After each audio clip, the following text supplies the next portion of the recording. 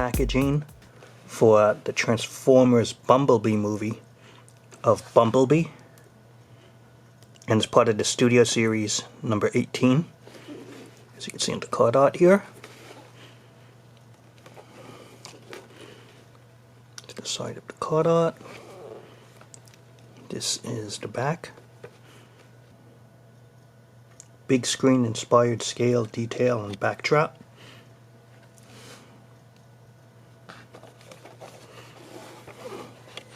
Going to open this up and continue the review. In robot mode, it is only about 4.5 inches tall. This is the Deluxe Class Bumblebee out of the package. It has 3 accessories, plus it has this backdrop. And let's just check out the accessories first, and then the figure. First is the backdrop. You can see it says Studio Series 18. It's cardboard. There's some reflection here, so it might be a little tough to see.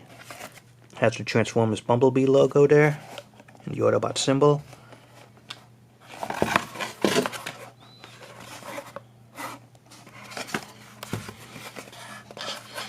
Just a nice little bonus piece and a new idea that they've been using. It also includes these instructions to transform it.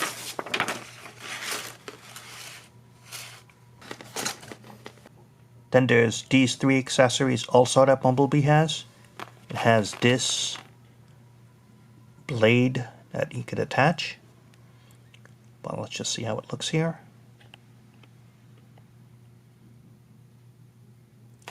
And then you have this. Then you have this other mask helmet design look.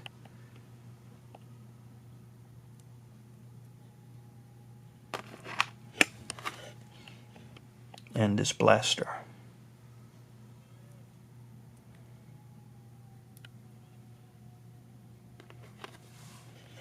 But before we swap in the extra parts for Bumblebee, let's just check out the figure itself and the incredible detail of it. At just under 5 inches tall, for a deluxe class figure, Hasbro has done an incredible job interpreting the movie. Look at this.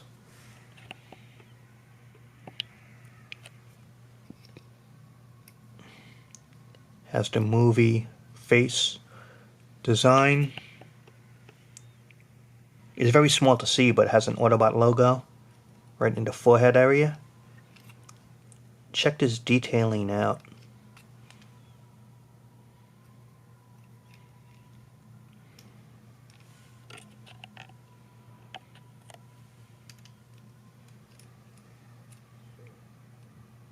It transforms into a Volkswagen. So you see they put most of those parts in the back in terms of the design.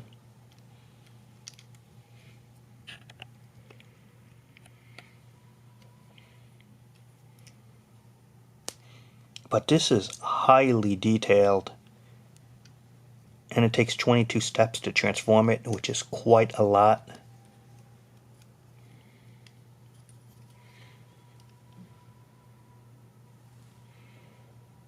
Look at this. It just has that nice movie design look to it. I mean, they have done a really nice job making this figure. Even though the scale is small, they did put the detail. Fantastic. Look at this.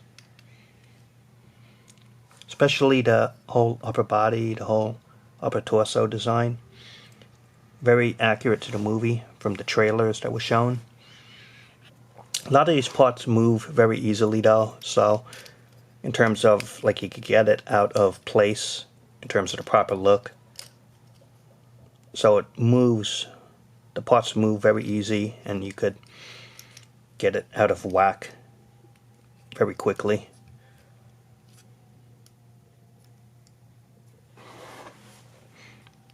Articulation wise, the head can go side to side, but no up or down really. Shoulder area can go up, down, in or out, and you do have an articulation point at the elbow. The hand could just go in or out, but that's about it. The upper body has a waist swivel, surprisingly. Check that out. And the hips, ball jointed, can go side to side, up and down, good range. And you have one point at the knee, articulation wise. And the feet can go up or down, but no side to side, so just up or down. So it is quite articulated as well as detailed for this scale and for a Transformer. And now let's add on the 3 extra accessories to Bumblebee here before transforming it into vehicle mode. It was quite difficult to remove this because it was stuck on really tight. And then you got to take this off.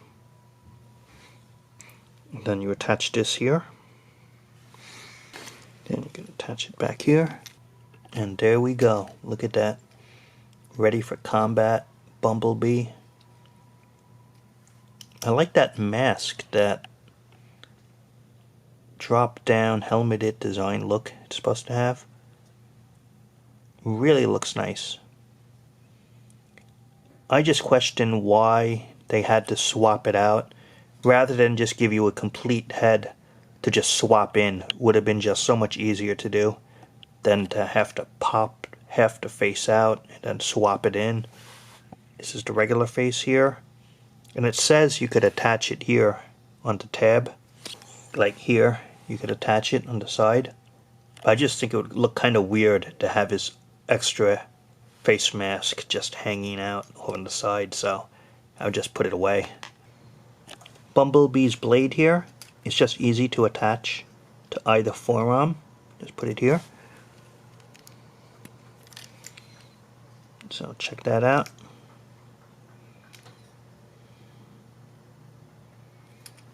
And you could also attach it here.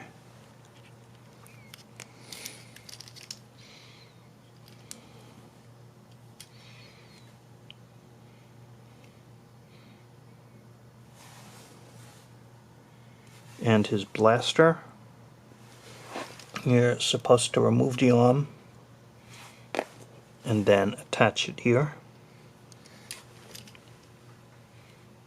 So that's how that works.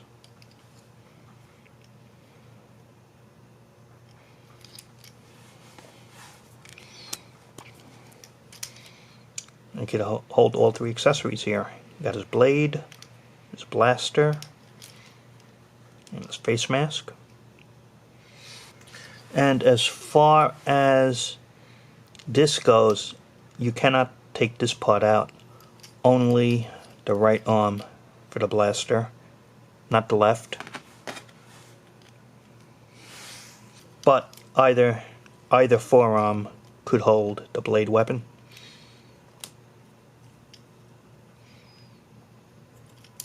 And it says on the instructions you could actually fit this and attach it to the back here, but having a lot of trouble getting it just right. Probably have to apply quite a bit of pressure to get it in there, but he can hold it in the back.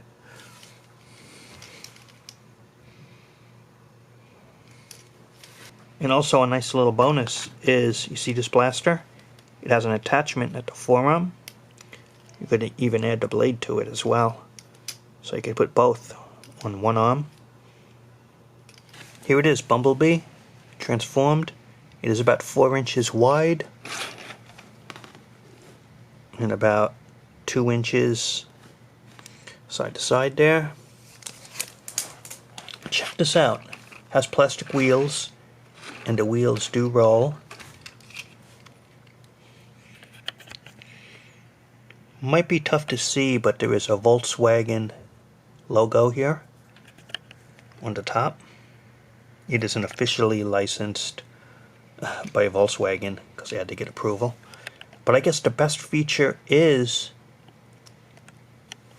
check this out, right on the bottom, like in the trailer, you could see Bumblebee's face under the car, under the hood. Look at that.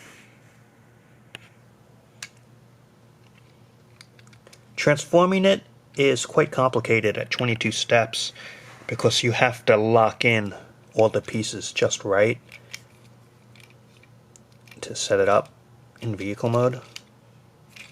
A lot of different parts here to attach.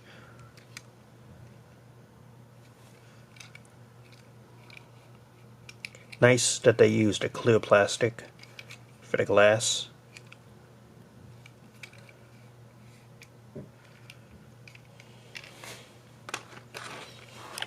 And because traditionally he's not supposed to be a Camaro, he's supposed to be a Volkswagen, especially from the G1 cartoons.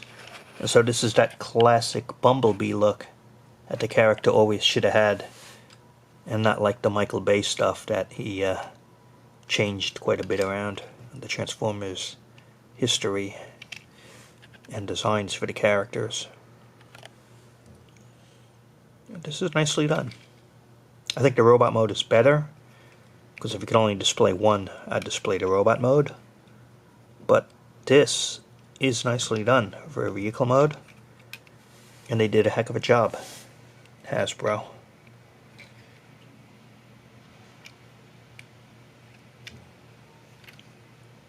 That's the bottom. Also, the instructions show, which is really cool, he could hold his accessories here. You could put the blaster attaches here, as well as the blade and the face mask. The only problem is if you put the face mask on, you could see it kind of little sticks out in the front. Might be a little tough to see, but the face mask will stick out if you attach that. And so I would just take this off so it looks better without it. Other two accessories look fine and don't stand out in vehicle mode.